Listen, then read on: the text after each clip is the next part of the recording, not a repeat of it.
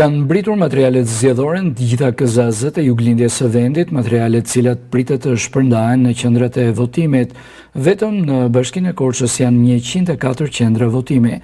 Sipas kryetares së KZ-s numër 75 Bashkia e Korçë, të gjitha materialet zgjedhore po bëhen gati dhe janë lajmëruar komisionierët e qendrave të votimit për tërheqjen e tyre që do të bëhen mëngjesin e ditës së shtunë. Jemi duke bërë gati përgatitjet që të bëhen të gjitha procedurat për sa i përket komisionerëve që ta kenë më të lehtë për gjithë bazë materiale.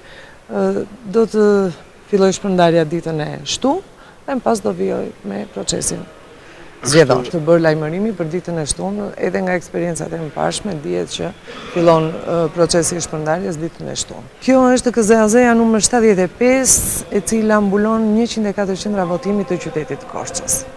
Në të njëjtën ditë bëhet tërheqja e të gjitha materialeve zgjedhore dhe në KZ-t e tjera të qarkut. Në qarkun e Korçës ka 7 KZ dhe janë të vendosura në 2 pallate sporti, në Korçë, Pogradec apo palestrat shkollave të mesme të juglindjes së vendit.